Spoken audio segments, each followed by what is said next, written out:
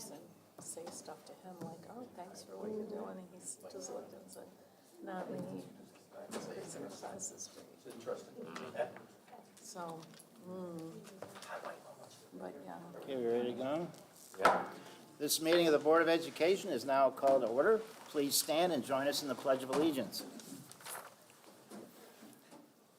I pledge allegiance to the flag of the United States of America and to the republic for which it stands, one nation, under God, indivisible, with liberty and justice for all. To welcome everyone to our meeting tonight, we'll get started by approving our agenda. Are there any changes to the agenda as presented?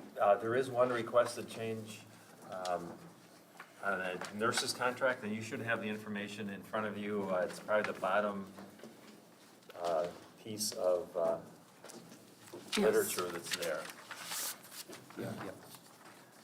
That's, you've heard information about this previously. It's just, it was a little oversight to not get this on the agenda, so we have that for you.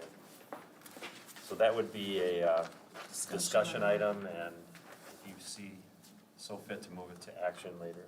Okay, discussion item number 5. Anything else? That's all. Okay, is there a motion, please, to approve the agenda as amended? Yes, Mr. President, I'd like to make the motion that we approve the agenda as amended. Second. Thank you. All in favor, please say aye. Aye. Opposed? The motion is approved, and then we'll proceed with our agenda as amended and go right to the superintendent's report. Yes, our first is really the back information for a monitoring report that's done externally by our auditors. And we'll have Kim Lindsay, who represents Raymond Robson, our district auditor, is going to present that report to you. So, Kim, it's yours. Welcome back. Good evening, Board. I have a series of slides to go through. You've got in front of you, you have the bound large packet is the financial audit. You also have a separately issued letter to the audit committee, and then the smaller packet is the federal awards audit. So rather than run through those 150 or so pages, we're going to hit this with a few slides. Just prior to this meeting, I met with your audit committee and went through the report in detail with them and answered their questions, and I'd be glad to take any questions from you two as we go through. First, want to just start with a word of thanks to the staff of the finance department, led by Paula Johnson, and tonight she's ill. So Sammy Stevens is here from the department as well, representing them, but they make the wheels go round when it comes to the finance operations for the district. And as I said to the finance committee, this is a large operation. Over $100 million of revenues and expenditures in the general fund. That's a very large operation. So it's great to have capable people doing that work. And I'm pleased to report that the audit went very, very well. So we're going to take just a couple minutes, run through these slides, and be glad to answer any questions. Starting on slide number 2. Oh, I have a clicker here, so I can do it, huh? Aha, look at that. Auditor's opinion, that's the item that you contract with us as the Board of Education to provide. So you did receive an unmodified or a clean audit opinion, which is the highest form of assurance we can give you on your financial statements themselves. We also in the report did not have any findings or reportable conditions related to internal controls, deficiencies in that area, or violations of laws and regulations. You, like most districts, have seen a large influx of federal dollars in the last couple of years, and that was the focus of our federal audit this year. The ESSER funds mainly make up about $2.5 million of the federal funding pool that you got this year. That was tested for compliance with all the requirements specific to that program, and I'm happy to report there were also no findings or reportable conditions there. Lastly, you do have a sinking fund and a couple of capital projects funds. The state requires, I say the state there, it's actually the Department of Treasury.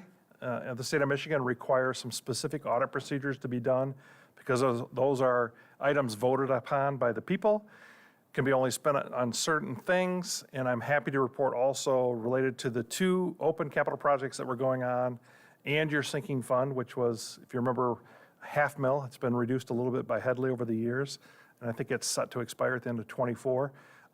You'll see, actually, the only place you see it in the report is there's a footnote related to that says you did comply with all applicable laws and regulations for those funds. For those of you on the board who don't love all the detail, I know Kurt likes to get in and look at a lot of the detail, but there's a really nice synopsis of what happened with the district included in the management's discussion and analysis, and that's pages 13 to 23 of that big audit report. Provides information at a very high level, kind of says, did we do better or worse than last year? And I'm happy to report you did do better, just because of all the federal funds that are coming in the door. Plus, we had a pretty significant increase in state aid this last year. I also mentioned the very first financial statement. There's two statements at the very beginning of the report. They're the only two statements in the audit report that report the district's operations on a full accrual basis. So you operated at the fund level. You approve budgets at the general fund level, food service, all that kind of good stuff. But there's a couple of reports at the beginning that do show all the assets and liabilities of the district, including depreciation and debt, that you don't see in the fund level statements. And there are a couple of large numbers on that very first statement, which is the statement of net assets. I mention this every year, but you'll see the net pension liability. So that's your portion of the state's retirement plan liability. It's based on your percent to total, which is reported each year off to the ORS, and then they give you these numbers. But your pension liability at the end of this last June was $129 million. And as you can see, the year before was $189 million. What happened? Why did that go down? I just would note here that the pension plan is valued on the state's fiscal year, which is September. And the numbers that are here are based on September of '21. And if those of you with 401k plans, you remember that was the time of great happiness when it came to your investment portfolio. And the investments for the retirement system were actually yielded 27.3% in that fiscal year. So that's why you see this wild swing. I caution you because we know that that's not where we're at now. So we're going to see this number rise back up again, hopefully not as large as it was, but it is still a liability of the district. It's hanging out there, but it did reduce significantly. The second liability on that sheet that's very large is the OPEB portion, or the other post-employment benefits. That's the retiree health care piece of the retirement plan. Its liability at the end of the year was $8.2 million versus almost $30 million the year before. So another very large change, once again, due to the investment mix there, which yielded just a little more than 27% as well. All of that being said, when you look at that first financial statement, you'll see a negative number at the bottom of that page, a net position deficit of about $88 million. Much like every other district in the state of Michigan, because everybody's picking up their share of this pension liability. Last slide on government-wide data, on slide number 4. Your change in net position, or if you want to think about it, the net income or loss for the year on the full accrual basis was an $18.8 million increase. And almost all of it has to do with the fact that those pension liabilities decreased significantly from year to year. And just also the next two items, looking at revenues and expenditures in total at the full accrual level. This is the one place in the report where you see some comparative information. So total revenues were about $11 million more than they were in the previous fiscal year, mainly having to do with the pandemic relief we received, plus the increased state aid. And then expenses actually went down from $124 million to $117 million. Once again, having to do with how the pension valuation change runs through the income statement. So, all right, enough of the government-wide stuff. Just a quick summary of, at the fund level, this first one are your balance sheets, or your statements of assets and liabilities and fund equity. You'll see the general fund, the debt service fund, and the 2021 capital projects fund are listed on their own. That is that way because they are the largest funds of the district based on certain orders of magnitude, so they have to be reported and opined on separately. And then that non-major column there are a bunch of other funds the bookstore, the food service operation, student activities, the 2019 capital projects fund, and your sinking fund are all in that one column due to their magnitude. Maybe just looking at a couple numbers here, the general fund at the end of June had about $29 million worth of assets. Most of that is money in the bank, money invested, and money owed to us by the state of Michigan for July and August state aid payments. Liabilities of about $13.1 million. The majority of that are liabilities related to accrued wages, related to our contracts, where people have earned money throughout the school year, but they continue to get payments on that contract balance in the months of July and August. Fund balance is about $15.8 million in general fund at the end of the year. That's about 14.7% of a year's worth of expenditure. So you're in a healthy position there.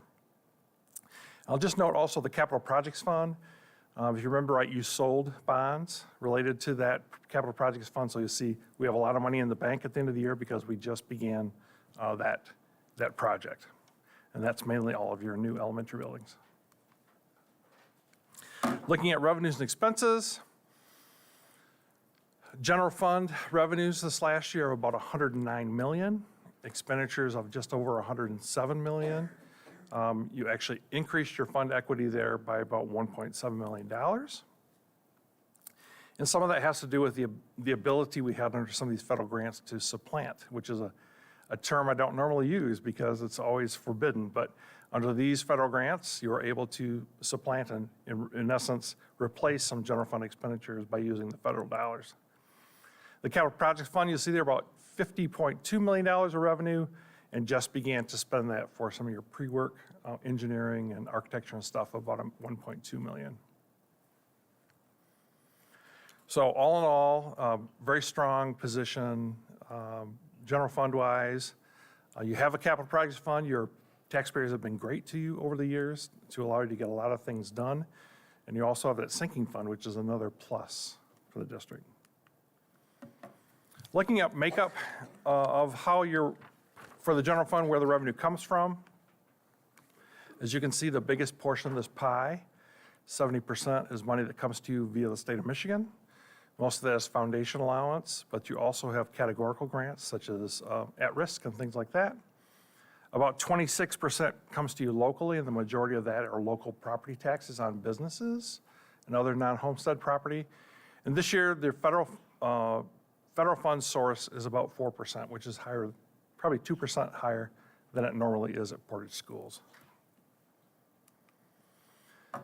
Looking at expenditures, I always tell the board this is your report card. The blue piece of the pie are direct dollars spent in the classroom, so instructional dollars. The goal is always to be north of 60%. You'll see you're at 61% there. And those are truly, the cost of our teachers, their wage benefit packages, supplies, things like that. 35% of every dollar is spent for supportive services. That's pretty much everything else. For administration, psychologists, librarians, transportation, operations and maintenance, all falls into that big piece of the pie there at 35%. So your proportions are very good.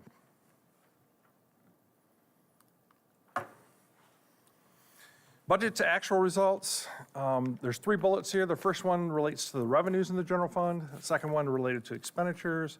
The third one, our anticipated change in fund equity.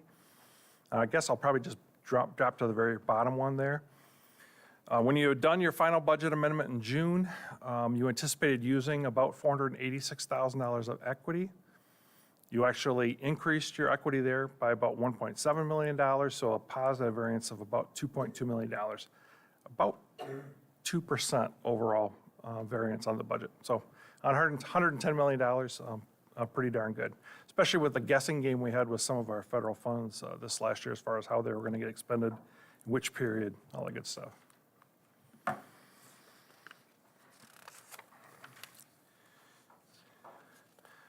Just a couple of other pieces of information. You know, you've had a lot of capital projects funds over the last, wow, at least 7 or 8 years. I can remember 2 or 3 large bond issuances. You have about $202 million of debt out there. I'll remind you that you're still only levying 6.85 mils to pay that debt down. So as you've done them, you've structured them such that you could try and hold millage rates together, because your millage rate could be as high as 13%, depending on where you're at for debt.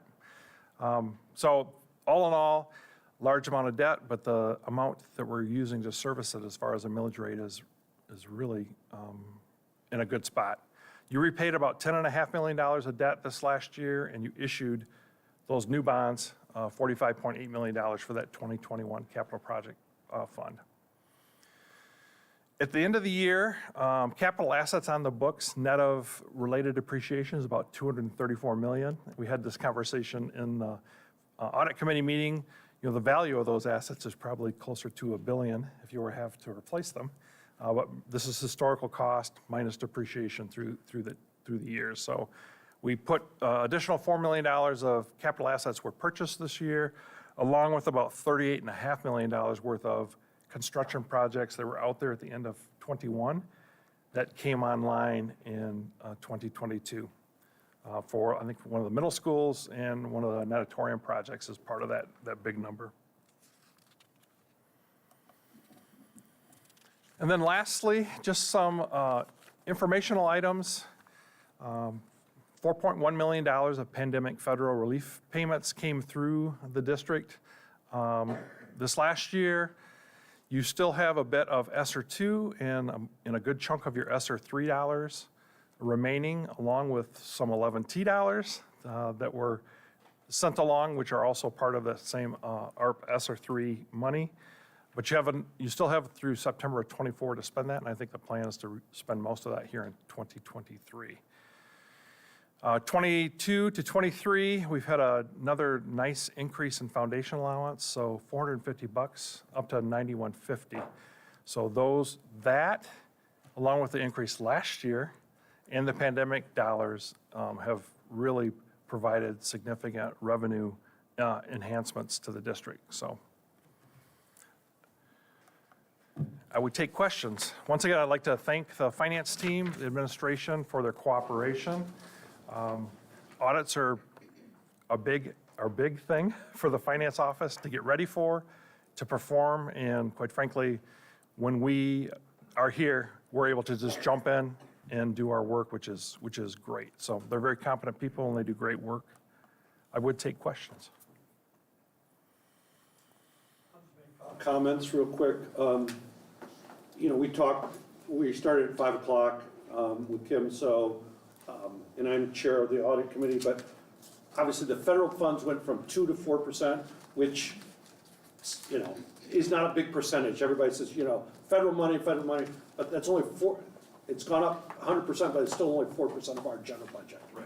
And the other side is, we have $200 million worth of debt, but if you think of it on a household budget, we have $1 billion worth of assets, okay? If we take all our buildings all out. So we're not really leveraged. Some people, 200 million, but we're a big district with $100 million worth of revenue, and that's very serviceable at our level, okay? Just comments more than questions. And property tax values have been sustained over the last several years. I assume that'll still continue on for at least a few more years. And we're seeing things slow down maybe just a little bit in the real estate market, but I don't think a whole lot in this area, quite frankly. But that also tends to continue to allow us to do things statewide and especially in your communities. Any other questions or comments? Oh, just real quick, Kim, you said 14% fund balance? 14.7, I believe. 14.7, thank you. Yeah. That's like the highest since I've been on the school board. I'm coming on 13 years. Maybe it's more than that. But that's amazing. Now, how do we compare to other school districts? I mean, I think we've had some phenomenal growth in our fund balance. Are a lot of districts seeing that, or as big as our? Pretty much across the board in the last 2 years, we've seen districts, I don't know that it's been phenomenal growth in their fund balance, but there's been a stabilizing and generally an increase in fund balance. And part of this increase in fund balance was the ability to I use that word again, to supplant some of your normal general fund expenses. One of the programs that was out there was related to childcare. You have a few daycare licenses around the district. Federal money came through that allowed the district to go back, all the way back to March of 20 and recoup costs. So that's like immediately just drops right to the bottom line, which increases your fund balance in that general fund. So those days are starting to slow down, and I would guess probably in, especially depending on what happens with all the elections going on over the next couple of days. So, yeah. But I have seen there's been stabilization and there's been growth in fund balance statewide for sure. But we did budget that we thought we were gonna lose $400,000, and we ended up making $1.7 million. Right. Because of the federal increase in federal monies that we didn't know whether we were gonna get to begin with. That's correct. Right. And Yeah, a lot of the federal funds came fast and furious. Right. Without a whole lot of information. And even right now, there are a lot of state categorical grants that are out there that were part of this last state aid budget that was passed, that everybody talks about when's it gonna be available, then it becomes available, and you have to do stuff in like 10 days. I mean, you had a public hearing in the last couple of weeks on one of those programs. It's just kind of the times we're in, but we're gonna get back to some more normalcy, I think, over the next couple of years. So I was going to add, Rusty, to your question, some of those, the reason for that increase in the fund balance are those federal funds that went in there with the intention that it wasn't to build the fund balance, but to allow us to use that over a longer period of time by the supplanting issue. So that's not a permanent addition to the fund balance. It's with the idea that it's earmarked towards the requirements of ESSER. Yeah, my guess is your first budget amendment this year, you'll do some commitment of those fund equity for specific programming things you want to do and such with it. Other questions I can answer? You didn't find any errors here with the district's use of federal funds. Have you found errors in other districts, and what are those errors if you've found them? Most of anything we found, first of all, the federal funding that came through ESSER was very broad. You could find a place to spend it pretty easily. Some districts thought, well, this is our time to do construction. We're gonna upgrade, we're gonna do HVAC systems, we're gonna do that kind of stuff. And the few things we found over the summer was they did some of that with the federal dollars, but when you use federal dollars to do construction projects, you have laws you have to follow, meaning Davis-Bacon, meaning you have to pay prevailing wage, you've got to certify payrolls. And we've had 3 districts of the 60 we do that did some of that and didn't do it properly, and were written up for it because they didn't follow, so those costs are being questioned. I'm sure they'll be able to wiggle out of it somehow, but that's mainly the types of stuff we've been seeing. Are there any districts that have used federal funds to buy out accrued sick leave? I've not seen that. Okay. Is that something you could use federal funds for? Probably not. You can't use it to pay down debt per se. Okay. You could try and shift general fund dollars to do that by bringing, there's probably a way to do it creatively, but the law specifically forbids you, like paying down, in a municipality, paying down your pension debt, you can't do that. It's just specifically written on there, yeah. They wanted you the intent of all that money was to get it immediately into the hands of educators so they could help kids with learning loss and all that kind of stuff. So, yeah. No, I had to ask. Yeah, absolutely. I hear you. Mark, regarding that fund balance, will some of that become restricted then? Is that how you handle that? So- Yes, yes. So we're gonna, all of a sudden, next budget or maybe It'll be in that restricted fund balance? allocated Yeah. line, yes. Okay, that makes sense. Yeah, I would just say, Kim, thank you for me, big picture, clean opinion, above the 7% board mandated Yes. fund balance, so Yeah. I'm a happy camper. Super. Yeah. Thank you. Thank you. And also just to acknowledge our business office for the hard work they do in preparing for the audit and really, when you look back to the June, the projections and the assumptions that were being made were pretty doggone close. So I know that Sammy and Paula, who couldn't be here this evening, put a lot of work into this and take a lot of pride in coming up with the report that we have. Well, Yeah. and if I could take us back a few more years, I mean, if you all remember the summer when the pandemic started, we were looking at a possible budget of a fund balance of, I mean, Mark, it was horrifying. Yeah. It was what, 2% or 4% were some of the scenarios, and we just did not know. And we Lot of got rescued. uncertainty. We got rescued. And we're doing okay now, Yeah. no sleepless nights on the financials. Thanks for that. Thank you, Kim, appreciate it. Thanks, Kim. And Safe travels. this audit presentation is scheduled for action under assurance of district performance, so you'll have a chance to take action on that later. I think we'll approve it, Yeah. pretty sure. It's a good one. All right, our next report is our bond project update, and Johnny Edwards is here to give you an update. Thank you, Superintendent Lang, as well as members of the Board of Education. I want to give the board an update as it relates to our project of the 2 storage barns at Northern High School's campus. The larger of the 2 barns are about 90% complete at this time. If you were to drive past, the exterior of the larger barn is completely finished. The entrance doors in the garage or the overhang gates have also been installed, and all of the electrical work has been completed as well. For the smaller barn, we're about 2/3 of the way complete. The exterior of the smaller barn is about 75% complete. There's still one side of the barn that needs to have siding installed. But the entrance doors in the garage or overhead gates have also been installed, and the electrical work is now underway. Both barns have a loft or a mezzanine for storage to be held off the ground. Based on some recent inspections, we are required to install a railing system for safety.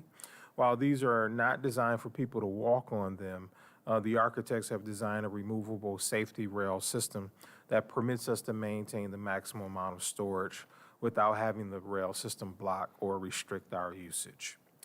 For our 2021 bond, just want to let the board know that on the 31st of October, we held small groups with the specials teachers that included physical education, art, music, as well as our media specialists. The staff gave us valuable input, feedback on the direction related to those spaces, and the ideas that they've given us to incorporate in the designs. Overall, they were extremely happy with the spaces as they look thus far. We also met with both principals to look at how the cafeteria flows beyond the kitchen requirements. We're happy to announce our 6th design development meeting is scheduled for this Thursday afternoon, and we'll get more into the details of that at our next meeting. Within the next month or so, we'll come back to the board to discuss what we are calling early site packages. The early site packages are designed to get a head start on ordering some of the materials and getting some of our contractors on board in preparation of the summer of 2023. But we'll have more about early site packages in the upcoming board meetings. We'll also have some more details as it relates to the type of material and projects we want to get started and get a commitment for supplies now. As you know, with the supply chain, we want to get out in front of this so that we can start putting shovels in the ground as early as this summer. So that concludes my presentation around our 2015-19 dollars as well as 2021. I'll be happy to answer any questions of the board. Thank you, sir. Just a quick comment. I'm buying a lot of steel right now, and prices are coming down, but availability, that's funny, it doesn't fit the old supply and demand curves. Prices are coming down, but I can't get stuff for 8-9 months. So like shipping times are becoming longer, but then some commodities are coming down, and then like right now you can't get concrete. You know they can't finish some of the road projects because concrete's in short supply. So it's going to be a ride for your team, I sense, and I just want the board to be prepared that, and the community, that there's going to be some hiccups, I think, that we don't have a lot of control over. So best of luck. No, I appreciate it. And when we start talking about those early site packages, I'm going to invite Tom Stanek from OAK to talk more in detail about exactly what we're going to look at ordering and the why behind putting out an early site package. And probably previous projects, most school districts would put out their entire package at the very end when everything is finished. But we've made some directions related to the structures of the school and where it's going to sit, where Tom advises us, let's get out ahead of this now to get some of those materials ordered in advance. So, and again, Tom will get into details about some of the material and timelines related to that part of the project. But I do agree, Rusty, we will have some ups and downs with price and price fluctuation. Yes. Any other questions of the board? Thanks, Johnny. Thank you. Appreciate it. And lastly, I just want to bring to your attention, and I think this is the first time I've seen one of these. We've come really close to getting this. It's a certificate of excellence for our transportation department for their 100% pass rate for school bus safety inspections. We've been like one bus away where we fixed it while they were on site, but this is the first time that we've gotten all of our buses passed. This is for the 21-22 school year. So kudos to all the folks over there, Jody and her staff and our mechanics and drivers for really taking good care of our buses and positioning ourselves for this. So, Will they get a special recognition of some kind? well, this is it. That's it. Yeah, this is, We just need to frame it. yeah, we'll frame that and make sure they get it so they can post it in their offices. So it's worthy That's a of big deal. recognition. Yeah, it is a big deal. Mark, our fleet's not very old, though. We've replaced most all the old ones, right? Yeah, we replace about 6 of our buses annually. So there's a constant replacement. There were, we didn't put as much mileage on some of the buses Sure. The last in 2 the years, recent right. years. Right. So it allows us to expand our usage of those. But yeah, I don't think there's any buses. Johnny, do you know, do we have any buses that are older than 10 years old? Maybe our spares? Very few. Jody, our transportation director, believes that we probably have another 5 to 6 that we can consider over the next year or so. Very few would be over the 10-year mark. So on buses, and I had planned to bring this up, but at what point are we going to consider electric? Yes. I didn't mean to bring you back, but I'm curious because I've just been reading about The that. short version of it, there are some school districts that are being early adopters. Our transportation director is working with her pool of contacts on the pros and cons of them. And now, from an environmental standpoint, they are definitely better than using gasoline. But there are some other elements of the electrical buses that she's a little apprehensive. She would like to get a little bit more data and learn a little bit more from other districts before making a commitment to that. So we're still studying it. Great. Thank you. That's it for my reports. Do you want to go in the board education? I think we should, Mark. All right. Yeah. So the board education piece is the next segment of our monitoring report 1.1. As you recall, we have that divided into three reports in October, November, and December, starting with high school reports, middle school reports this month, and next month we'll do elementary. So Dr. Pasco is here with maybe his team, or I guess his team. Yeah, who wants to come up? I think Kelly wants to come up and help me out. Where's the team? All right. Good evening, Superintendent Beelang and trustees. So tonight I'll be presenting to you the next data set for Monitoring Report 1.1. I'll review the main highlights presented in the second of our 3 monitoring reports and the key elements. This report is focused on the middle school, college board, and M-STEP assessments. This is our second year of having MR11 organized by high, middle, and elementary school. I'll also share some of those next steps we're taking to ensure that we're responding to the data to improve student learning, similar to the high school report given back in October. All right, we'll take you back again. I know we've been here, but 2019 was our last spring testing cycle pre-pandemic with state accountability and comparable district data reported. Then moving to spring 2020 and early stages of COVID, state of Michigan suspended all the statewide testing, and we also suspended our internal screeners. There was no state accountability or expected results from any district in Michigan at that time. Then we moved into 2021, and the state expected us to assess students using the PSAT and SAT assessments at the middle and the high school level. The state also informed us that there'd be no participation accountability on these assessments, meaning we weren't expected to meet the 95% participation rate. So school report cards were then adjusted accordingly at that time with those lower rates. So spring 2022, we're right back to spring 2019, at least as it relates to state accountability, scores reported, and report cards, school report cards. You guys have seen this table last time, but as part of reorganizing MR11, we're able to present assessments in a slightly different way. This will be the chart that we use and the assessments that we use moving forward in future years. So middle school reports are focused on PSAT 8-9 and the M-STEP, as we do receive comparable district information from our PSAT 8-9 results. We also look at growth based on M-STEP data, which is calculated by the state in the form of student growth percentile. So we'll spend a couple slides going through that later on. This table includes the name of the assessment, topics assessed, grade levels, the level of each assessment under scope, and also indicates when comparable district information is available. So same table as I shared during the MR11 high school presentation. So again, you've seen this one before, but thought I'd put it back up there. All right, let's move into some of the data. Looking at the PSAT 8-9 evidence-based reading and writing on page 17 in your report, we did see some favorable results here. Oh, I go too far ahead? Yep. As a side note, evidence-based reading and writing score is out of 720, and 390 is considered proficient or college ready. So just a side note, the state uses those terms interchangeably. Proficient and college ready, they mean the same thing in their eyes. The vertical axis represents the percent of students that are proficient, in which we see that 79% of all students tested in PPS met the benchmark for college readiness and evidence-based reading and writing.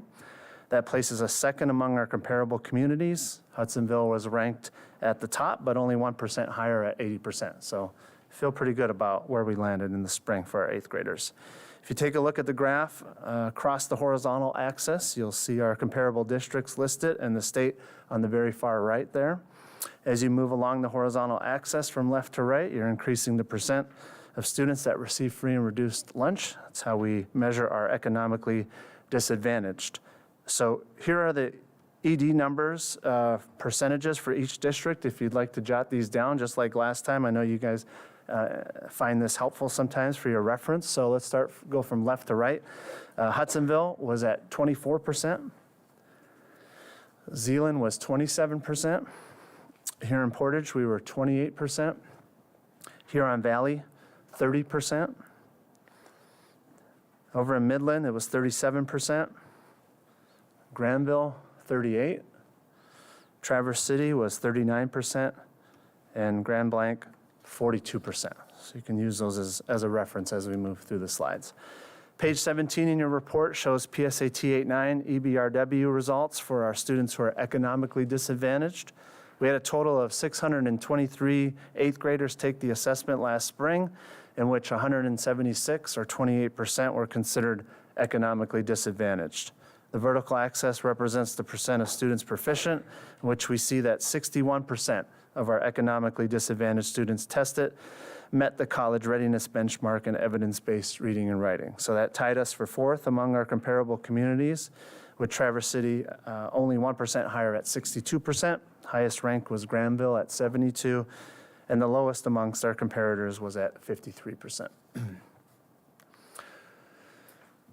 Continuing to look at the PSAT 8-9 evidence-based reading and writing at the bottom of page 17 in your report, the green oval shows race ethnicity scores for Portage Public Schools for their 3 groups, which is white, black, and African American, and other than white. And just a reminder, black and African American students are included in the other than white category as well.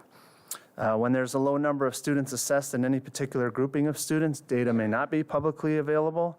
This leads us to having a smaller set of information, which is not appropriate to compare, and results would not be reliable.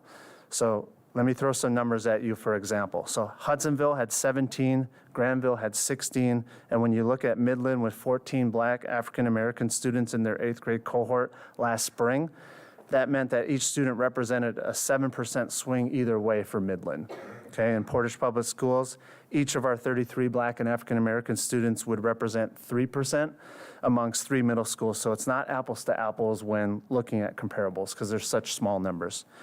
But either way, the state overall showed that 32% of Black and African American students were college ready in evidence-based reading and writing, and 42% were college ready in PPS.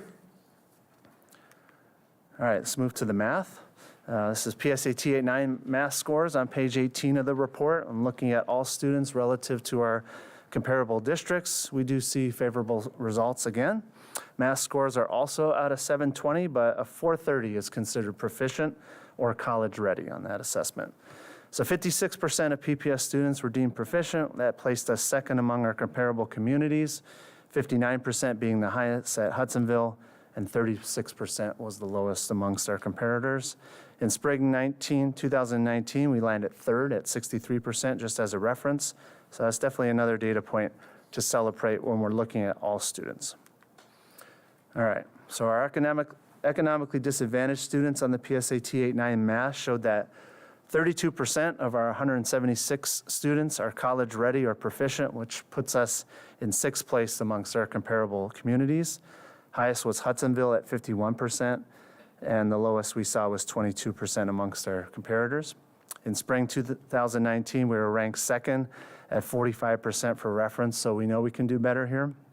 As we saw in the high school data, math performance has been negatively impacted the most over the pandemic. Looking at our PSAT 8-9 math data for spring of 2022 as aggregated by race ethnicity for reportable numbers, we can see the percent of students that are college ready or proficient in all 3 groups. Again, low numbers of students assessed in some comparable districts makes any sort of comparison inappropriate. So state data showed that 12% the Black and African American students were college ready. In PPS, we were at 15% of our 33 Black and African American students amongst 3 middle schools. In spring of 2019, we were at 21%, so there's no doubt that we can do much better here. Regardless of the sample size, we'll continue to address these gaps and provide supports where needed. Okay, I know maybe folks like Kurt, maybe Bo, real curious about the student growth percentiles and how things are calculated, so I threw this up there just for fun tonight. The state's Office of Educational Assessment and Accountability has a methodology to calculate SGPs, which we're able to pull from the My School Data website. Unfortunately, I was only required to take 2 semesters of statistics in my doctorate program at Western, so I'm not the one to walk you through the RSGP package, the GitHub repository, normative approach, and B-spline basis functions for quantile T, but know there's a mathematical formula used by the state to calculate district SGP data that you see here on the slide. SGPs are determined by calculating growth between current and previous assessment scores, then comparing that to the growth of a statewide academic peer group. Okay, I remember years ago we played the video from Atlanta that helped walk us through what SGPs were. I'm going to try to do it verbally. Then comparing that group, like I said, to a statewide academic peer group, essentially comparing growth in relation to a similar starting point. So for example, all students who scored a 1300 on a previous M-STEP assessment are then ranked on a scale score between 1 to 99 when that same group of peers takes the next M-STEP assessment to determine growth. So if you did better than all other students in the peer group on that second assessment, you would have an SGP of 99. If you were somewhere in the middle, you'd be around 50. And if you scored the lowest out of that peer group, you'd have an SGP of 1. Just some examples. We want students with an SGP of 40 or above, as that's what the state has defined as adequate growth, stemming back to 2016. I don't know if you remember when they gave us scorecards with the different colors back then. That's when they determined 40 or above was the number. So the state did not give assessments in 2020, and we had low participation rates in 2021. So therefore, the 2022 SGPs are based on 2019 assessments and previous, if applicable. So they're going way back. So for example, for 6th grade M-STEP growth is calculated based on students' 3rd grade M-STEP starting point, if that makes sense. Yeah, so we're going way back because of that gap in 2020 and 2021. Okay, let's get off of this slide because this is a scary slide for me. All right, the table on page 19 in your packet represents the percent of students with student growth percentiles, or SGPs, of 40 or above, which is how the state defines average or above growth. The year column in the chart represents the percent of students that achieved an SGP of 40 or greater for each respective year listed, and that was for ELA, evidence-based reading and writing, and math. So in ELA, we showed increases in 6th grade and decreases in 7th grade. 8th grade showed decreases in evidence-based reading and writing, but we're still maintaining at a high percent of students with average or above growth there. Math is a little different. We showed significant decreases. So anytime we say significant, that means 15% either on the way up or on the way down. In this situation, we're decreasing in both 6th and 7th grade. We showed decreases in 8th grade except for our Black and African American students who showed a significant increase. Our growth in math compared to our peers across the state is not where we want it to be, especially at 6th and 7th grade level, okay? So this is definitely an area of focus for us. In terms, So could we say? yeah, go ahead, Kurt. No, I was just saying, did you say the significant percentage is 15? That's what we usually say. If we see 15% or more, either up or down, we say that's a significant either increase or decrease. And in that situation, we're looking at some decreases there. Kurt? So Mike, can you draw then that the 6th and 7th graders today, right, that they missed Yep.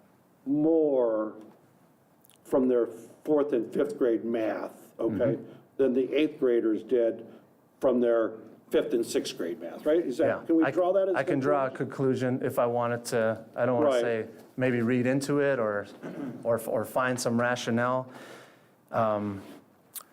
Our 8th graders last spring, they would have completed their entire elementary schooling where you see a lot of the foundational and fundamental skills, K through 5 pre-pandemic, okay?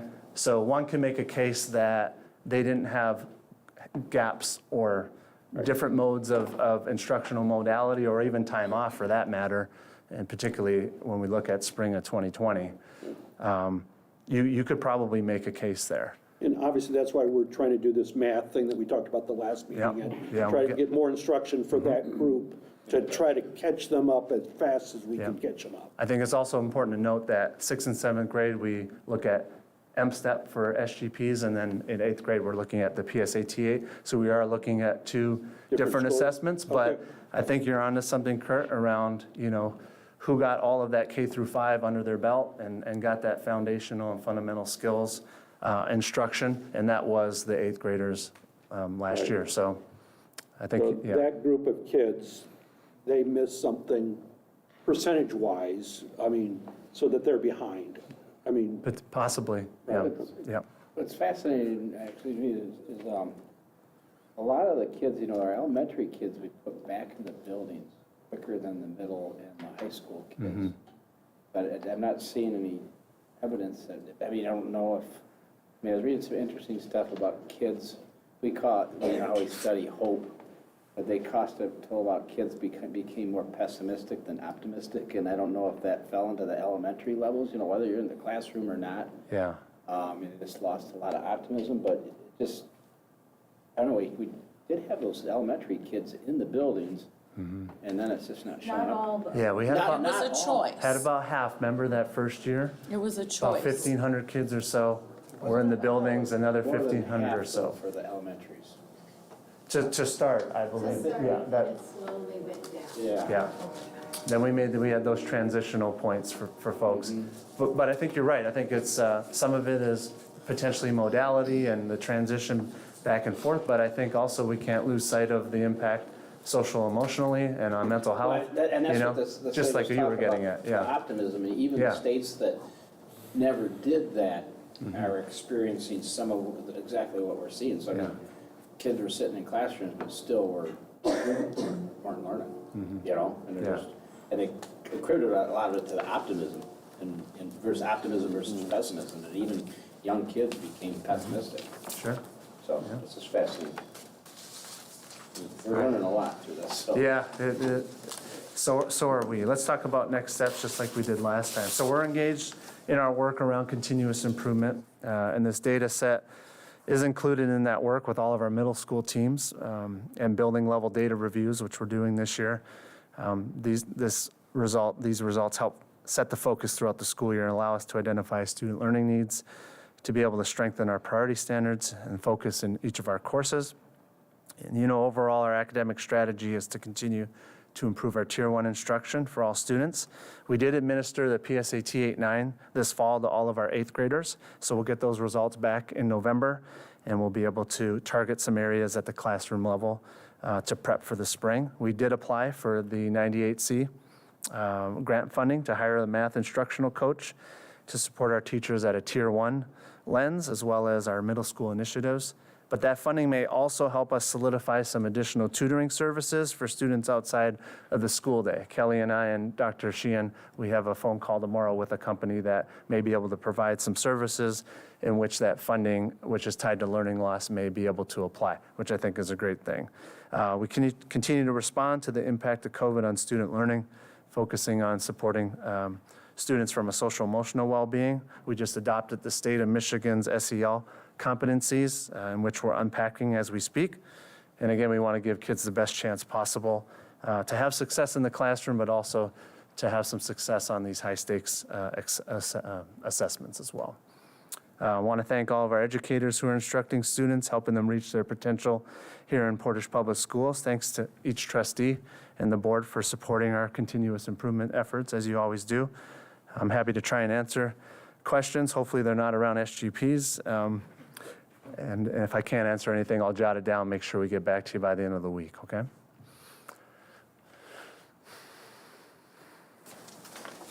Well, I think we're playing math performance in K through 8 as an improvement goal for the district. In particular, as it relates to 6 through 8, you've got initiatives underway to address those learning losses. So, I mean, it's obvious you're focused in the right place, and we appreciate that. And we too appreciate all the work our teachers and you folks are doing as well Yeah, thanks, Randy. to turn this around. Thank you. A question, and this might be like a hard question, so I'm not expecting a pat answer from you. But how much does this data jump around versus how much, like over time, you can look at it and say that this district tends to do better at X and tends to do not better at Y? And it's this whole concept of if it's jumping around and we're reacting to the last data we get, we're playing whack-a-mole. Yeah. Right, as opposed to like figuring out some basic strategies and some basic areas that need help. And I guess, as I look at the data, it jumps around for me a little bit because we only see this, several times a year.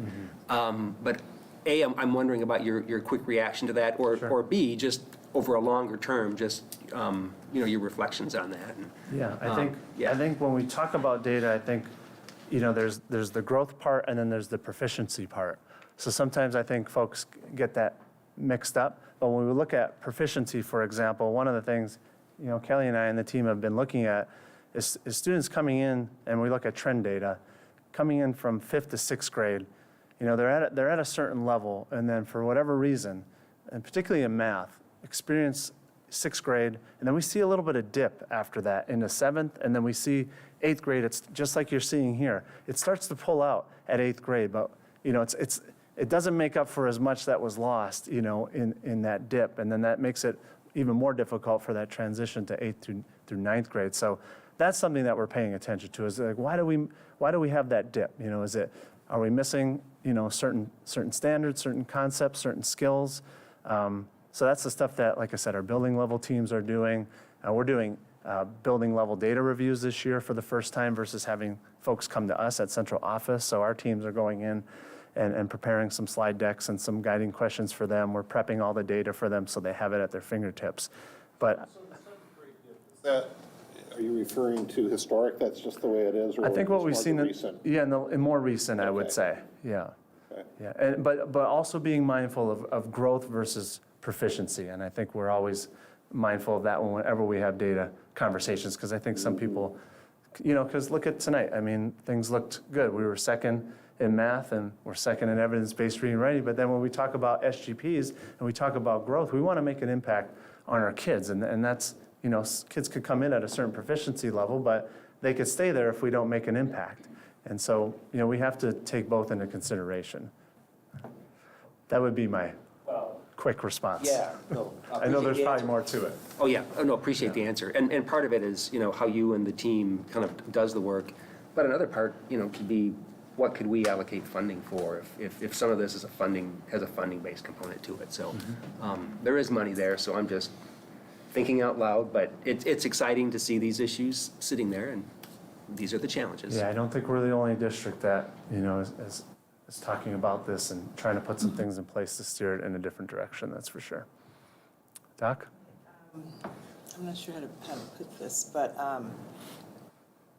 at the elementary level, which, they build the foundation, which you talked about, we haven't been consistent with our assessment tool, right? In terms of like the screener, you mean? Yeah, Yeah, we 'cause haven't we- been consistent, so we use this tool to measure this, and then the next year we flip to something else. I mean, it's hard to, you are chasing, well, the tail is chasing the dog, actually.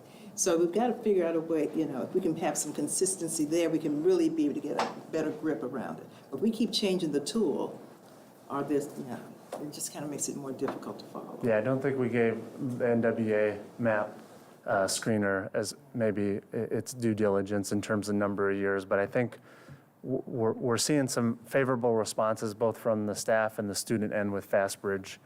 Acadian still plays a part in that as well. So hopefully that's something, like you said, Celeste, we can keep in place for a number of years to build that capacity, figure out what we can actually do with that data, because that's a completely separate set of data that we could use in real time. And we do that multiple times, 3 times a year actually, which is very helpful, to help prep for, the bigger stuff that we present here on a. Celeste, I would just add to that piece there with the NWA versus FastBridge at elementary, what we were finding was that it took so long for those little kids to take the NWA. And then we were like, is it endurance or is it math or what is the issue for the kids? So we didn't want to take up their instructional time taking a really long test because they would work really hard at it. And so we are finding with this FastBridge that it can be a lot shorter, quicker, and we can respond better to it. So that is the bonus of that, especially at the elementary level. And it's a snapshot. It's a snapshot in time, and then what the teachers learn in that classroom each and every day through their formative assessing is really key to compare with. So, yeah. Thank you. Yep. Okay. All right, thank you. Thank you, sir. All right. Okay, we'll move to our comments and communications section. Is there anyone who wishes to address the board this evening? Thank you. We have one speaker tonight, Christina Knight, and I don't think we need to read the rules. We'll just, I think we're good. we'll let this go, and welcome. Thank you. Thank you. My name is Christina Knight. I'm the youngest child of Coach Bob Knight. And surprise, I'm here to speak to you tonight about the renaming of McCamley Field to Bob Knight Field. There's been some speculation and some talk about why the family maybe hasn't been more involved in this proposal and so on. And I just wanted to clear that and say that this is a community-driven project, and so we wanted to continue to encourage that community-driven effort by not being overly present and overshadowing that as a community project. That being said, however, the family has reviewed the proposal that the board was given in June, and we do support that proposal as written. Otherwise, if anybody has any questions with regard to that, I am happy to answer them. Well, Christina, we appreciate you being here, and I hope you can stay for the rest of the meeting because our final discussion items revolve around the issue, so it'd be good for you to stay if you can. Yes, thank you. Any other questions for Christina? Just Christina, your father, man, I was a Portage Northern ball player, and your father, Yes, what I was playing. you bet. I recall that he asked you actually to run for the school board. Yep, so we used to work out together at old, used to be Center Court, now it's the YMCA. We'd be down there. What a wonderful person. Thank you, I appreciate that. All right. Very good. Thank you very much. Thank you for being here. Are there any comments from trustees this evening? I will just say that Portage Northern opens Footloose on Friday night for the next 2 weekends, and I would encourage you to go and see a great, energetic show. Thank you, Terry. Anyone else? Randy, a quick thing for owner linkage. So Terry and Keith, I'm going to get an email out. Working the election tomorrow, so I'm going to try to get it out tonight, but looking for a time when we can huddle with Michelle later this week to talk about December 1, January 1 district extra messages. And then a final comment is, hope everybody, if you have not done so already, vote tomorrow. Yes. At least several members of the Board of Ed are election workers, and it's a big day. It's an important day.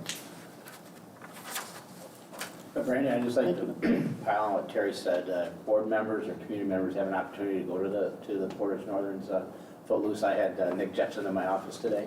He's one of the leads of this thing, and he says it's a pretty exciting show. And when you go to these things, I mean, I my first year on school board, I dragged my family, even my little kids, they were little guys back then, to a performance at Portage Central, and my wife, went kicking and screaming, and she sat there and wrote the whole musical, like,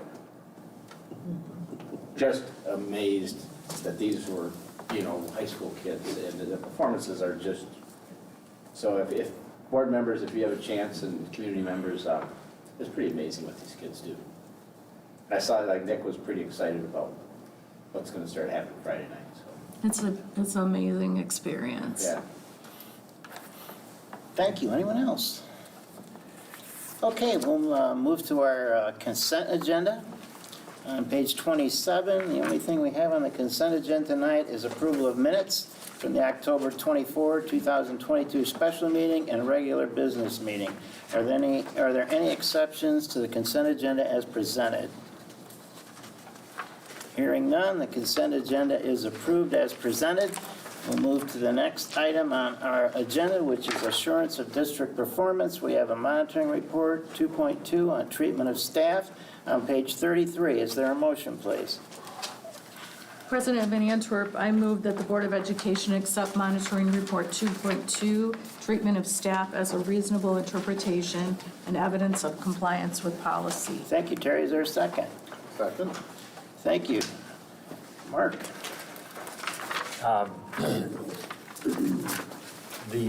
My interpretation of the policy has remained unchanged, so it's been updated to reflect the latest information we've collected.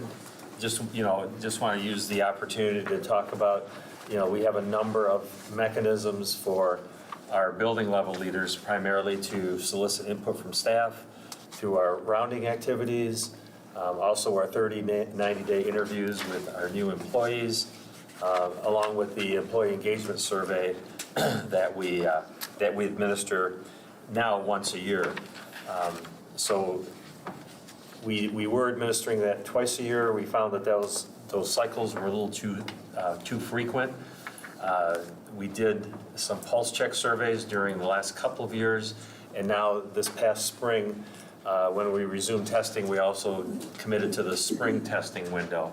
And as with all other survey participants, the staff was no different. We saw a decline in numbers of participants, which we're strategizing on how to get those participation rates back up. But nevertheless, we still have over 75% of our employees who agree or strongly agree, that top 2 percentile, which has been consistent, since fall of 2017 when we first started administering the survey. So that is good news. We also saw a little bit of a decrease in our net promoter percentage. But again, there were a lot of controversial decisions that had to be made these past couple of years, and I think that impacted how people felt, how staff members felt about the district. But again, we're looking to improve on those 2 areas in particular. The other bit of information is that just under 75% of our teachers have master's degrees. And I think that traditionally has been a couple of percentage points higher, but as you know, we've hired a lot of new people. A lot of the new hires that we have are new to the profession and not expected to have a master's degree until a few years into their tenure with us. And then the only other part I've updated for you is the number of staff members who have direct supervisory role over family members. And we only have 4 of those situations that exist. One here at Central High School between the principal and the principal's spouse. At Northern High between an assistant principal and a brother. And then at West Middle School, there's a support person on staff that is related to the principal. And then we have transportation department, there's one situation, but there's no supervisory responsibility. So when you figure we have over 1,000 employees, that's 4 people is not a lot. And that's been pretty consistent where we've had a handful of those here and there. So that's really all the areas I wanted to update you on, and be happy to answer any questions if you have them.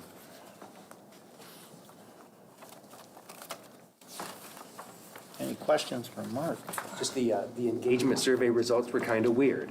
One indicator was locked in pretty steady through the Yeah. pandemic, and one dipped. Yeah. So don't quite know how to interpret that, but I guess what the challenge is to get the one that dipped back up and chip away at it. Yeah, it's nice to see that top 2 box be consistent. I mean, that's a stable belief and support for what we're doing by staff. So that is a good number. Thank you. And the participation rates are down almost 30%. Yeah, So I know. that I know. changes it, so. We normally get over 600 or so, and we were down a bit on that one. So That it's- has been a global phenomena of surveying in general, as the numbers that hit our inboxes increase every time we hit a retailer. Yeah, And and this is universal across all districts Studer is working with as well. And, I had a meeting with the PTO presidents last week, and we discussed this participation issue on the parent side. And they have survey fatigue. They get a survey, every time they walk out the door and stop in an establishment, they're getting a survey, and people are just not taking them. So there are some things I think we can do in making sure we follow up as a district after the surveys are completed and again before, to make sure that we convey to our families and our staff the steps we're taking to improve on the information that they provided us. So we're working on it. Anything else for Mark? Good report, Mark. We appreciate it. All those in favor of approving the monitoring report for treatment of staff, please say aye. Aye. Opposed? The motion passes and the monitoring report is approved. Our next monitoring report is on page 43, and that is monitoring report 2.3, compensation and benefits. Is there a motion, please? I will offer that. Mr. President, I offer the following motion, that the Board of Education accept monitoring report 2.3, compensation and benefits, as a reasonable interpretation and evidence of compliance with policy. Thank you, Celeste. Is there a second? Second. Thank you. Mark? This is a pretty standard report. Again, no changes to any interpretations. Information has been updated, which, primarily are the dates when things have happened. Board has been involved in all of the decisions regarding contracts, any changes to contracts. And the rest of this is pretty much just assurances on my part that there have been no violations of the intent of that policy.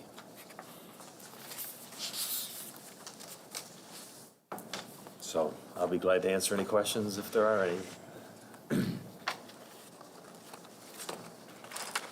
Any questions, comments? important report, but nowhere as thrilling as the student educational, student outcome data. Sorry, these aren't more thrilling, but they're not designed to be thrilling. right. No. They're They're not designed exciting. to hold us accountable for Right. your policies. They're like oatmeal. It's good for you, but it's not. There's nothing exciting about it. Okay, then, all those in favor of approving monitoring report 2.3, compensation and benefits, please say aye. Aye. Opposed? The motion passes. The monitoring report is approved. Our next monitoring report is really the approval of the audit that we just heard, and there's a motion on page 51, please. Yes, Mr. President, I'd like to make the following motion that the Board of Education accept the 2021 and -2022 financial reports, single audit act compliance report, and the management letter as presented. Thank you, Kurt. Is there a second? Thank you. Thank you. Any discussion? And we just want to thank the administration for your fiscal management of the district and all those in the finance area who do this work to yield such a great report. Thank you very much. All those in favor of approving the 2021 financial report and audit, please say aye. Aye. Opposed? The motion passes and the audit is approved. Our next discussion item is the summer tax resolution. I don't know as if there's a whole lot of discussion on that. This is a pretty routine matter that comes on us annually. And we need to have board approval in order for that for us to be able to collect summer taxes. So there's really, unless you have questions, and I defer to Paula and then Sammy for any questions that you might have on this topic.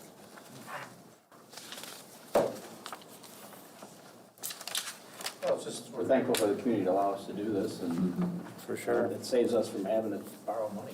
Right. And we can spend money on kids and not on interest rates. So a lot of districts have to borrow money to get to that hump, and our community is generous enough, and it's appreciated. That's for sure. So this will be on the consent agenda next week, or next meeting. Okay, our next discussion item is administrator compensation. Brad, do you want to handle this one?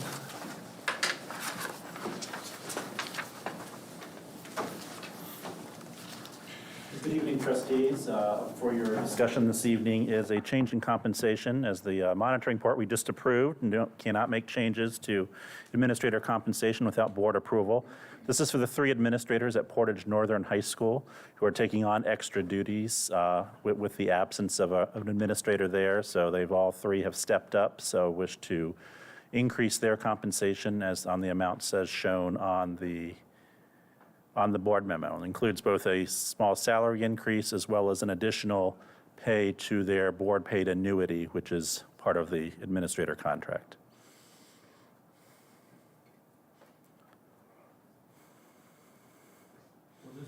Base going forward, or is this like a 9-month thing? or- This is for the remainder of the 22-23 school year. It will not change the base It will moving not forward. change the base, okay. Correct. When we hire somebody and stuff, it'll go back. Correct. I just want to say I'm glad to see this happening. I've been over there and seen what they're doing and how hard they're working, and they're very taxed, so I appreciate that this is happening for them. And I was there today, and all 3 were running different directions at different times when I was over there this afternoon as well. Thank you, Brad. Thank you. Appreciate it. The next discussion item number 3 has 3 parts to it, and it all has to do with policy revisions regarding naming of district property, commemoration, and gifts and grants and bequests. And I'd like to just start with a little background here on how we got to this position with these policies. Do you want the clicker? Or? Oh, my clicker's back there. Oh, he's got it. Okay. So these are some of the considerations that the board has been processing as we deal with this request to rename McCamley Field to Bob Knight Field. As most of you know, there was a petition to do this. At the same time, administration at Central High School were considering other options to honor Coach Knight. And, you know, Coach Knight was also a teacher and a mentor to many. So the administration at Central was really trying to find the appropriate way to honor Coach Knight because his contributions extended well beyond the football field. We also received a proposal from a proposal committee to rename McCamley Field to Bob Knight Field, to place a bronze life-size statue of Bob Knight at the entrance to Bob Knight Field, and name the combined athletic fields on Southwest Nidge Avenue, the fields of McCamley, or the McCamley Athletic Complex, or something similar.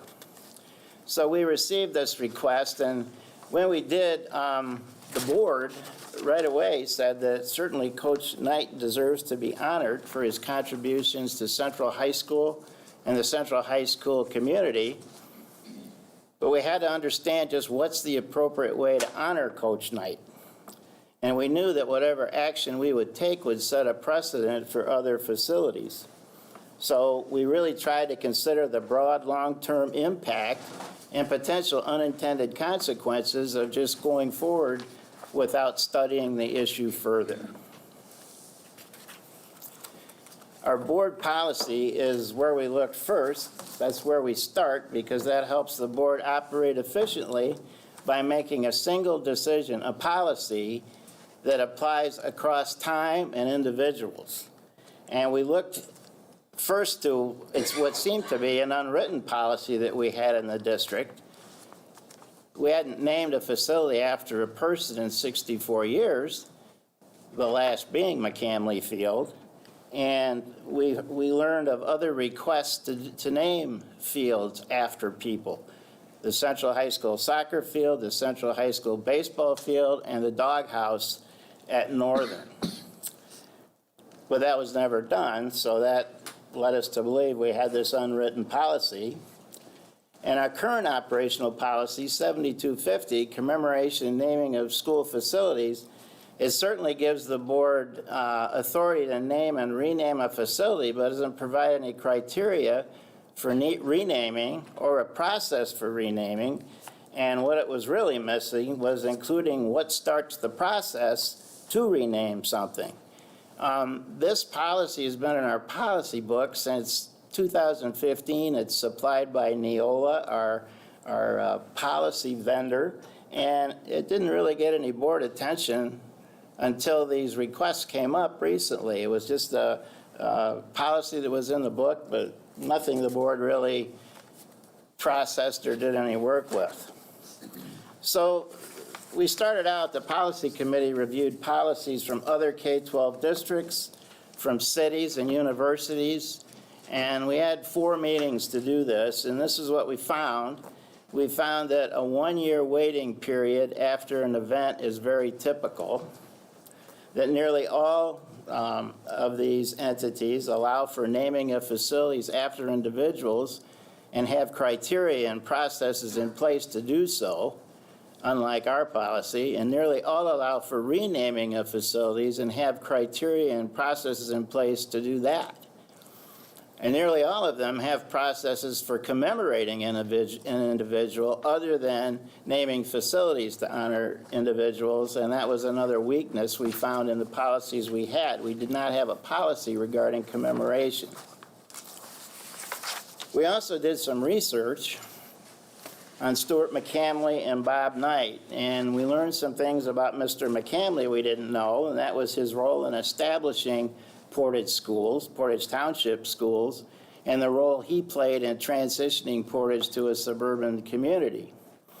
And all of us on the board were aware and knew about Coach Knight and his accomplishments, but I think most of us thought those accomplishments were only on the sports field, and we learned how he positively influenced the culture and climate at Central High School well beyond sports.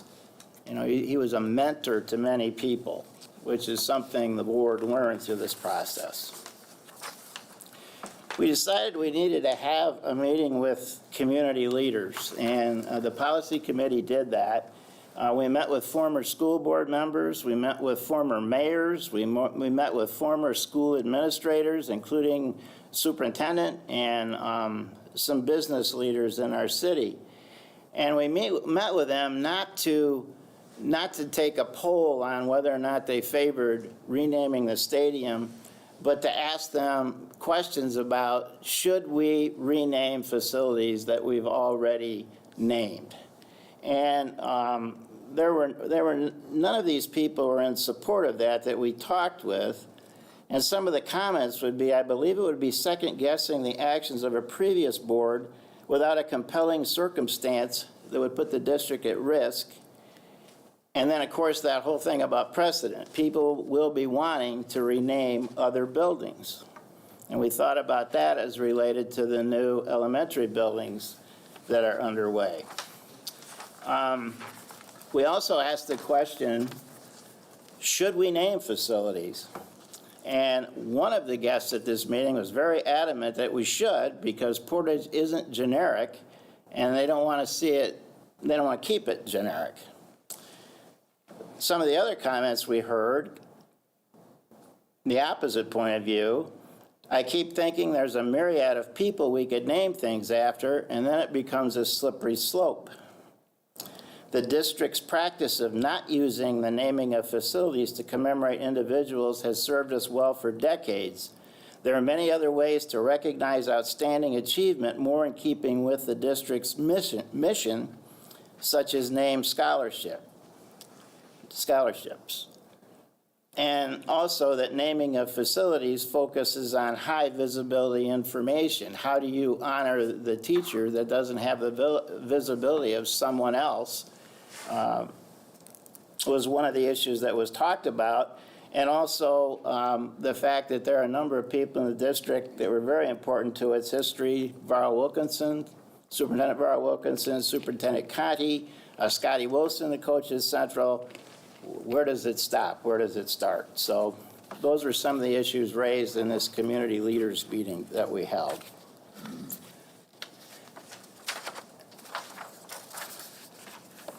And also, we asked them what should be the criteria for naming. And what came out of this was that the influence on the community as a whole, not just the school district, because the buildings are community assets, not just school assets. This community assets theme kept coming up through this meeting. And in fact, in terms of the football stadiums, the taxpayers are still paying for those. So it's clearly a community property. Then, since we received this request, we've received a number of random communications from the community and non-community members. We've had emails, board members have had one-on-one conversations, telephone calls, and of course we've had public comment here. And we heard comments in favor and not in favor of changing the name to Bob Knight Field. We learned that few people are aware of the contributions that Stuart McCamley made to the school district or the city of Portage. We ran into a group of former Central High School football players pre-1971, before Coach Knight got here, and they're not supportive of any name change at all. We only had one comment mentioning the creation of McCamley Athletic Complex, and that wasn't in favor or not in favor, just mentioned it. And then we also learned from a number of people who contacted us that Coach Knight would not want his name on the field. I believe we had one comment in support of a statue and a number of comments asking us to find a compromise solution. So as a result of all this, we also researched names of fields after individuals at other K-12 schools in Southwest Michigan. We were told that, we should just go ahead and do what they did in Galesburg, do what they did in Kalamazoo, and do what they did in Plainwell. And all those fields are named after former coaches or obviously a former baseball player, but none of those fields had to be renamed before that was done. In Vicksburg, interesting situation there. They have George Canavan Field, but it's also, the football field is also known as Bulldog Stadium. We also found an instance at Rockford where the stadium was named Ted Carlson Memorial Stadium, Carlson being a former school board member, was changed a couple years ago to Carlson Munger Stadium to honor the retired football coach.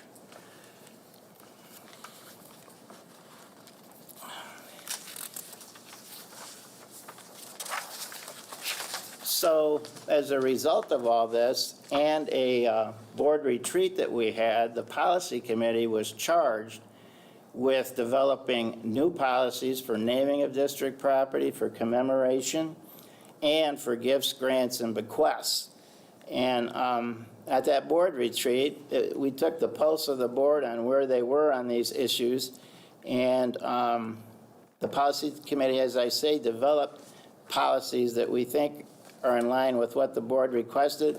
But really, this is our first opportunity night for the full board to discuss the policies and the changes that the policy committee is recommending. So the policy committee is presenting a recommendation to the full board tonight as well to honor Coach Bob Knight for approval at our meeting on our next meeting on the 21st. And between tonight and the 21st, we encourage people to communicate with us, and we're interested in their reaction to what is being proposed here this evening. So with that introduction, I'll turn it over to Bo, who's going to go through policy 7250, naming of district property. Yeah, Randy, thank you. So we have the draft on page 61, and I just want to point out 3 significant changes from the old policy. First, you'll notice right in the title, the old policy was commemoration and naming, and we felt we needed to split those. We needed to have a policy on naming, but we also had to have ways to commemorate individuals. So we're going to split those apart, and I will be talking here just about naming. So the big change with naming, you'll find about 2/3 or 3/4 down the page, and this is the second big point, is that the new policy will be district property will not be named after a person. And Randy talked about some of the logic there. I'll come back in a second to that. So we will not be naming, as we move forward, property after a person. But then the third big point to make here is that district property previously named before the effective date of this policy will remain in effect. And I would also add that we felt very strongly that the Coach Knight Group's request was received before this change, and we also needed to grandfather that request in. So even with this change, we need to still consider the request before us and how we deal with that. And we will be discussing that in several agenda items. Randy took us through some of the comments from, I called it the Community Elder Statesman Group. And sitting in that group and just kind of absorbing those comments. And you know, they really felt that the best thing to do was to take what's been an informal policy of not naming and formalize it. And there were several comments that I thought were especially poignant. And one, I think, was from a former superintendent, and I want to read it. While it's always appropriate to recognize outstanding contributions to the district and our community, naming facilities tends to focus on high-visibility leaders. An argument could be made that the unsung heroes who inspire our merit scholars or save our struggling youth are just as worthy of recognition. And that really struck home for me. And the discussion in the group then went on, and there were several other comments made along the lines of, a lot of times when this happens, we end up by recognizing people through essentially a popularity contest, and it becomes an exercise in advocacy that is carried by the best organized groups and those that are willing to organize and exert political pressure to achieve the ends. And we've thought about that. And I think we've experienced some of that through this process, and that really set home. So that's really the logic driving this, is that grandfathering in the current properties named after somebody and grandfathering in the request on Coach Knight. But other than that, we're saying we really don't want these district properties named after a person. So the policy is much shorter, it's much cleaner, and that's the summary. Thank you, Bo. Any comments from trustees? Any questions?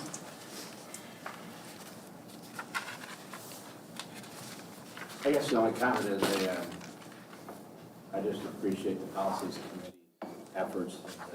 I know you guys have a lot of anguish.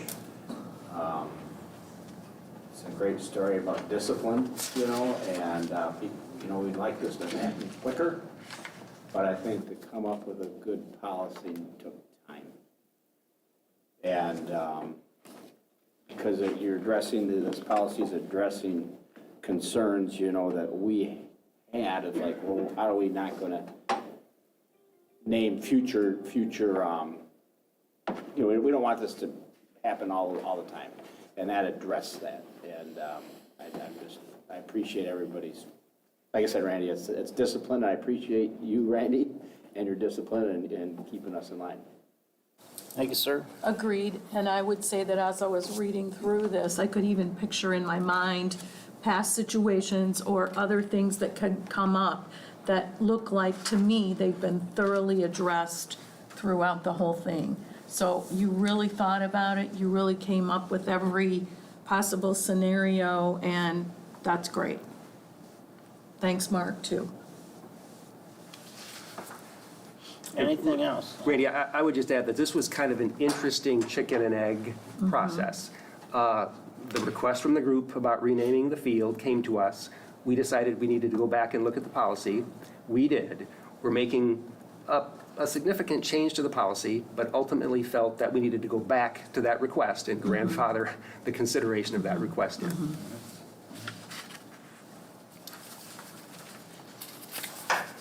Okay, we'll move forward and we'll take the next two policies together. 7250.01 is commemoration, and 7230 is the policy on gifts, grants, and bequests. And another member of the policy committee, Kurt Droppers, will take us through those changes. Thank you, sir. In the process of reviewing policies from different K through 12 districts, cities, and universities, the policy committee found nearly all the policies for commemoration to honor individuals other than naming facilities. Concluded that our policy 7250, commemoration and naming school facilities, did not provide much direction for the board to create memorials or for other individuals.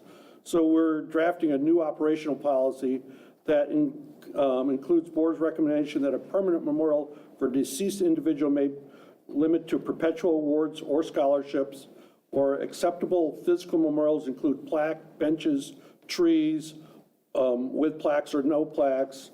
Wording and location of these will be approved by the superintendent and directed by the superintendent. Establishment of commemoration criteria and process must be presented in a written form to the superintendent. And the superintendent has final authority to approve where these might go after board will approve them. The first sentence for gifts, grants, and bequests, first sentence, last paragraph, add the language that in addition to equipment, programs, and service, the district reserves the right to not accept gifts for commemorative natures. So these requests to rename really force the board to take a look at how we commemorate an individual, because there's been some things going on in the district already to do that. You find plaques in different places and, other things that we really haven't given any direction to people on how to go about doing that and what kind of commemoration plaque or whatever is acceptable. So we've cleaned that up, and it provides direction to those seeking to do that, as well as administration. And basically, based on the criteria we've put together here, we're going to leave these decisions up to the superintendent ultimately, so we're not involved with them. And I think making those decisions, or we all thought making those decisions closer to where these things are being displayed makes more sense than taking them to the board. So that was part of the rationale for this one, too.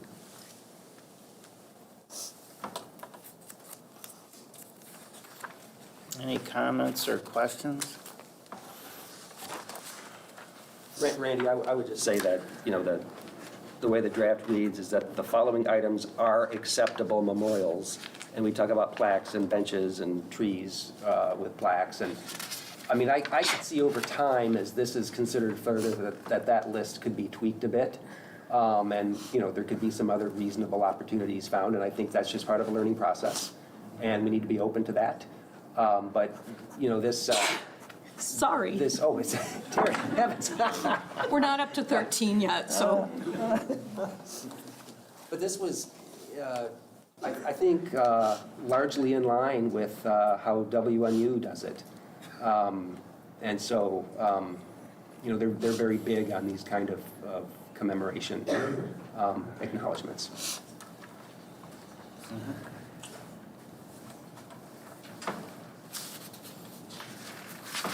Any other comments on those policies? And it just was, for me, when we met with the community people, and we didn't say a word in that meeting, we just listened. It was amazing to me how many of those people were anti-naming anything after individuals. It was just, that was hard for me. I didn't think that going into that meeting, sitting there listening to all those, what did you call them? Well, elders committee or something like that?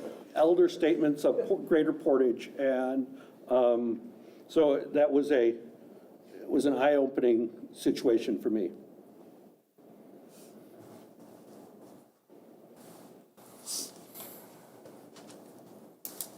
Anyone else?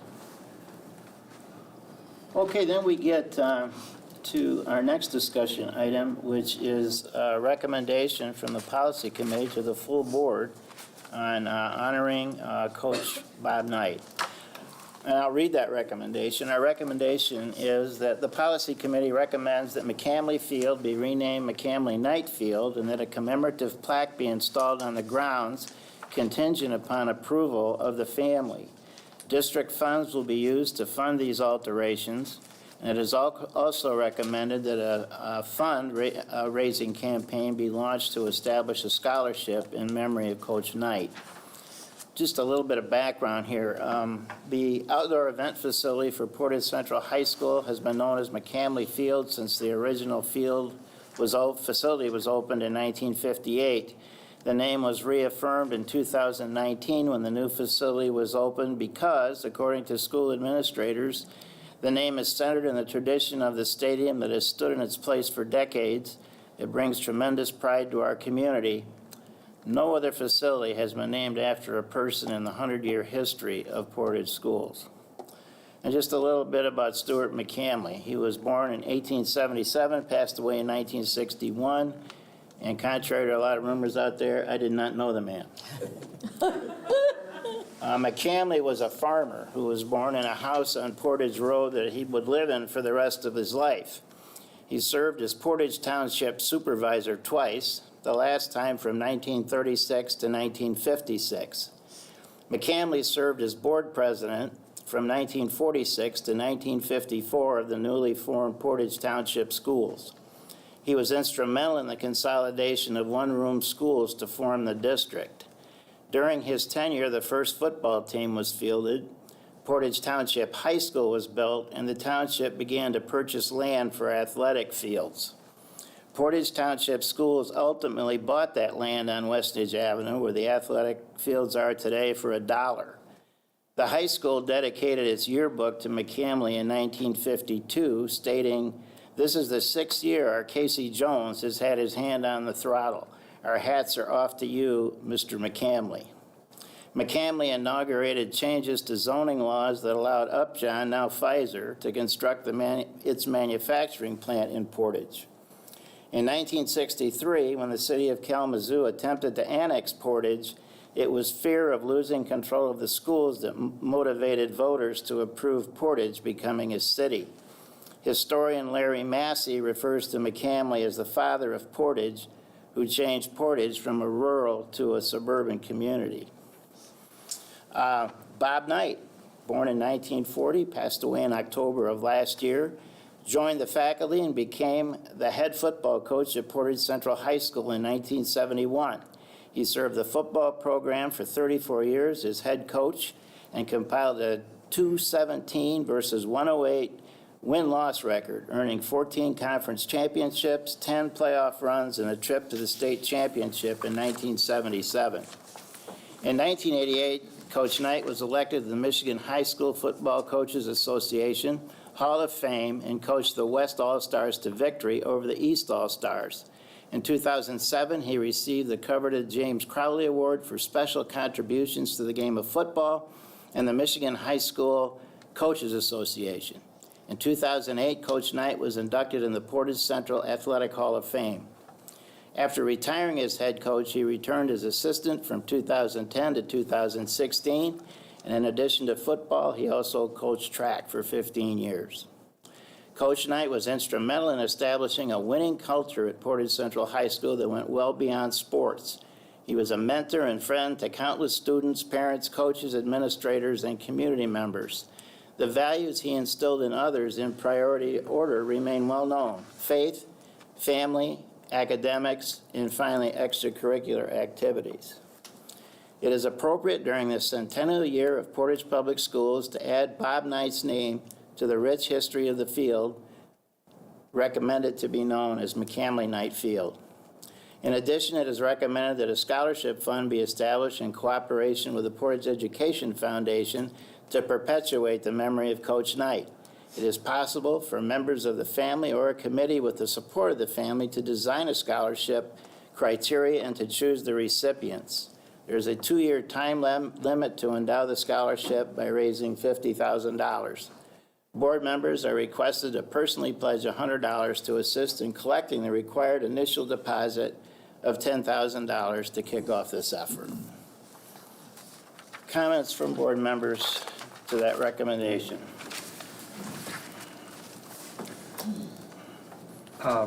Randy, I have two reflections. So when this first came to us about a year ago, just informally, I recall us going up and down the dais and reflecting, and pretty much to a T, our comments were, it's very appropriate to honor Coach Knight, but feel uncomfortable with removing a name. And so you sleep on that for some months, and there basically is a solution to resolving those two things. Mm-hmm. And I think that's what we've fallen to here. Mm-hmm. So that's one piece. The second piece is, over the months, I've been approached by probably not 10 people, but more than half a dozen people who've said, hey, why isn't the board approving this change? And this conversation pretty much went the same each time with each different person. Well, we want to honor Coach, but we're reluctant removing a name that had been placed on there. And pretty much to a T, the response is, well, why don't you hyphenate it and put both on? And the conversation was just kind of, yeah, that would seem like a reasonable way to handle it. So, Randy, I just think the logic here drives us to that. And I know that's not exactly what the group, the advocacy group wanted, but I think this is an appropriate solution that I think the community will feel good about this.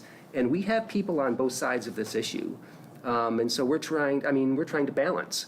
And quite often the board is put in the position of being the balancers. We're trying to figure out the best possible way to balance the interests and see the issue through. So in my mind, those were kind of two pillars that kind of led back to this. This seems to be the appropriate solution. Well, and I guess sometimes solutions just seem to fit, and this one has a lot of that flavor to me as I hear this, is the hyphenation. It does seem to have a good fit. The one thing I wonder between here and the next meeting is the point in a wedding ceremony where if anybody here has a thought, and the reason, I guess I've advocated that from the first meeting, is I want to make sure that we know everything we need to know, that there is no more. But at this point, community input was solicited from a select group of, we'll call them the elders. But I'm just wondering, is there going to be a process for, in the next 2 weeks, for this being out for public response? Well, we would hope that we would hear comments from the public during the next couple of weeks, and we certainly can put a press release out there to request that. And it's certainly not a request for a letter writing campaign at all. We've been through, all the advocacy. I just want to make sure that we've heard from everybody who would have a comment on it. Due diligence. Yeah, well, Keith, I think that's good, and in my mind, I mean, here's how I handle issues like this. I do not tally up the number of pros and cons Right. that I receive. I mean, to me, unless it's just overwhelming, unless like the whole community is saying you've got this wrong, but we've already heard from people on both sides of the issue. Yep. I mean, I'm more interested in people raising points of view that have not been considered at all. Exactly. I mean, is there some blind spot here that we are not seeing?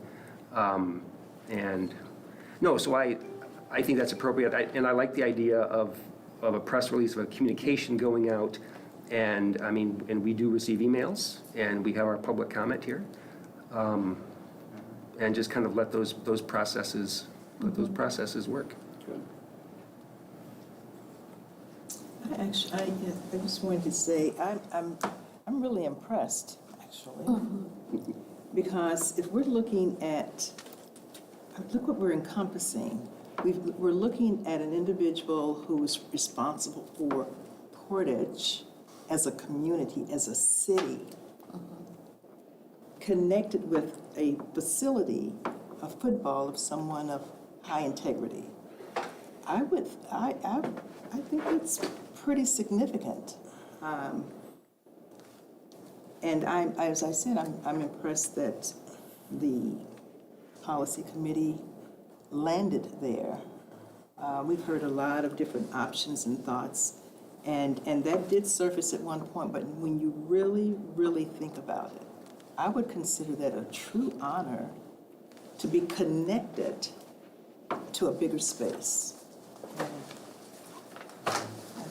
I appreciate the work that you went through, a lot of meetings and a lot of sitting and listening. And I also appreciate the advocacy committee for their passion in helping to move this forward. And I hope it's embraced by everyone, actually. Well, and Celeste, the group advocating for Coach Knight, they have done some positive work here. Yes. Because basically this is the grandfathered issue. And after we deal with this issue, our policy is we're not going to be in the naming business. So they have had an influence. I just want to go back again to the work on the policy, because I think that the community could look at this and say, well, that was easy. Why didn't you just do that a year ago? And the fact of the matter is, we wanted to make sure we did it right. We wanted to make sure that we didn't create something that was going to just get out of control. And so it was important to look at all the issues, everything that was involved, and come up with a process. If we ever have to deal with something like this again, then we have a place to go and say, here's the policy, and this covers it all. So thanks for all your work, and yeah, it took all that to get here. I guess I'll just, I got just a lot of racing through my mind. But once again, Randy, thank you. I know there's been some contention, from some community members. Very appreciative of what the committee did, the group that presented to us. Randy, I appreciate you letting them present to us this past summer, because I don't know, sometimes, I don't know if a group has ever come before and presented to the board within the meeting, such as that. So that was really out of the norm, and I appreciate that. I really appreciate their work. I found out a lot of interesting things, so just even talking to the community, I found a lot of people don't know what Stuart McCamley did. I mean, a lot of people think Stuart McCamley was the farmer that donated that land to Portage. Yes. And I mean, I heard that so many times. And so it's a lot of education. And so when we do, if we, I assume we're gonna arrive at this, you know, with the acceptance of Coach Knight's family, I do think we need to commemorate, you know, Coach Knight, but Stuart McCamley too. And so when we have a plaque of Bob Knight, Coach Knight, we also need to talk a little bit about Stuart McCamley. And obviously, I think we're going to do that. But this community has really, it has no memory. And you know, 60 years from now, there won't be that community memory of Coach Knight. You know, so, but there's this plaque there. Coach Knight was a humble person, and I think he would kind of be embarrassed of this, but I think we're honoring his virtues, and his spirit is living on in infamy because, you know, of what we're doing here. So people can feel proud going to McCamley Knight Field, and there'll be a plaque or a statue there. So, I mean, I think, yeah, it's just gonna raise, you know, make people a lot of people a lot better people, you know, by us commemorating Coach Knight somehow. I hope we can have a great big celebration, you know, because that just lifts the community up. We could all use a little bit of Coach Knight in our daily living. And hopefully, that's what I see coming out of this. I mean, this we're honoring his virtues, you know, and everything he did for people. You know, and I just think that's wonderful. I guess that's, you know, I would almost like to, Randy, I know we're talking about plaques, but I would like to see maybe statues of Knight and McCamley. I don't know if we could come up with one, but something big. But if not, I get it. But I really, once again, I appreciate both committees, the committee that presented to us back in July and everything. Randy, you guys slowing this train down, or doing it right. And we have a lot of time to plan it. Hopefully we can have a great big celebration in this community and celebrate a wonderful person. So the recommendation, as I read it here, does say a plaque, which I agree. But I do think consideration ought to be given to one for McCamley as well. That was always in the conversation. Okay. Right, that was always in the conversation.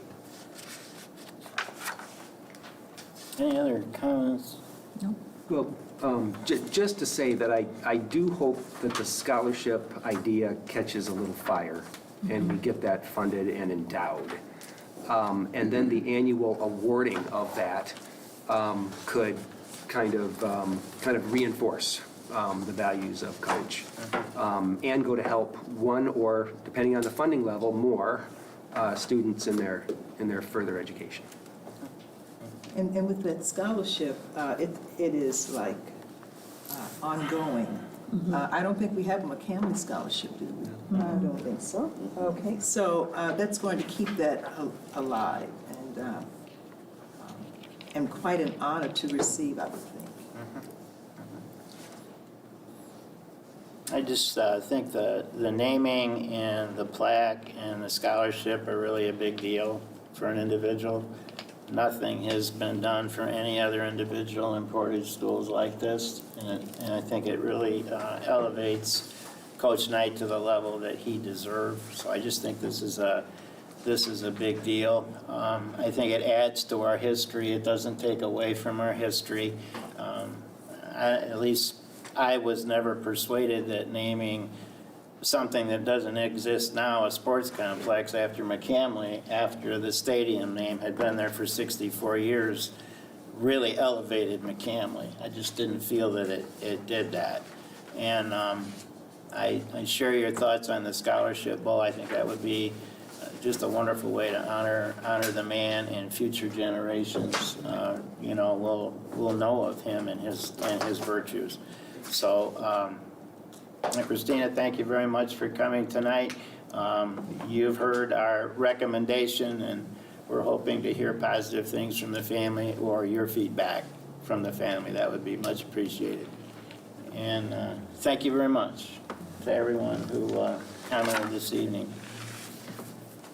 And now we'll go to our final discussion item, which is the nursing services contract. Brad's going to cover this one.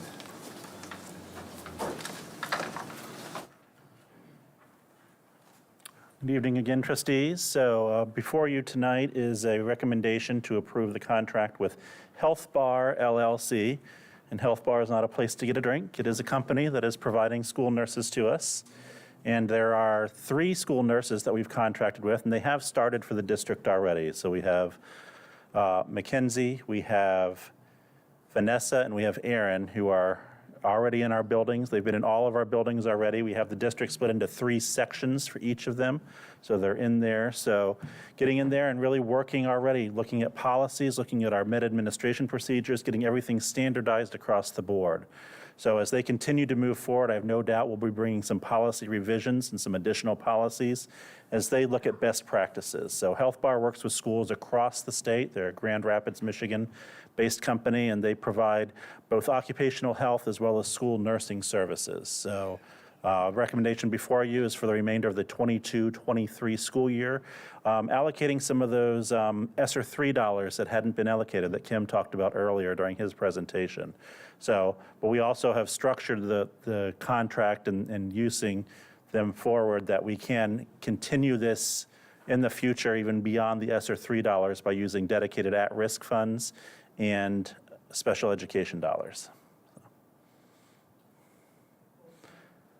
They are full-time. They're 37 and a half hours a week during the school year. So as I said, they're in every building on a rotating basis. So we have a schedule. We know where they are, but they can also cover special events. And in fact, we've already had a nurse go out with some of our 5th graders to Sherman Lake as well to provide some support out there. So. This is for the remainder of the school year. Did they start at the beginning of the school year? Or No, are we they sort of started on October 10th. So it's prorated, so the annual cost will go Correct. up for the next school year. Correct. Boy, this is actually pretty good to hear. I was in an odd situation with a student who needed shots because of diabetes, and I'm not the one to do it. And thankfully, the district approved having a nurse come in just at lunchtime to do that. Yeah, and we have had one nurse who primarily actually works in our transportation department, because we do have some students that it's specified within their IEPs that there must be a nurse on board any transportation. This really broadens that out. So, yeah, so we're excited to have them. All 3 are RNs, have come hit the ground running. So they are meeting with us on a regular basis and asking good questions and making sure we're getting good, consistent procedures. Their supervisor, Quinn, who's based up in Grand Rapids but can fill in if any of them are absent, did make the comment to me. She's like, well, at least when we came in here, we found that all the meds were being locked up and things are being documented. We don't always see that, so that made me feel good. And Brad, it's a 1-year contract, hoping it will be a long-term relationship, but it's a 1-year contract. Correct. Yeah, this is just for the remainder of the 22-23 school year. Yep. I think we're all very excited about this. Thanks, Brad. Are we willing to take this item to action this evening? Yes. Very good. Is there a motion, please, to do that? President Van Antwerp, I move that the Board of Education move the contract for nursing services discussion item to action. Thank you. Is there a second? Second. Thank you. All those, any discussion? All those in favor of moving this nursing services contract to action, please say aye. Aye. Opposed? Motion passes. There's another motion now to approve it. President Van Antwerp, I'd like to make the motion that the Board of Education approve the contract for nursing services between the Portage Public Schools and Health Bar LLC in the amount of $245,440. The funds for which will come from the district's ESSER III allocation for the 2022-23 school year. Thank you, sir. Is there a second? Second. Thank you, Celeste. Any discussion? All those in favor to approve the nursing services contract, please say aye. Aye. Opposed? The motion passes. The contract for nursing services is approved. We've reached the end of our agenda, and we are adjourned. Thank you very much. Thank you.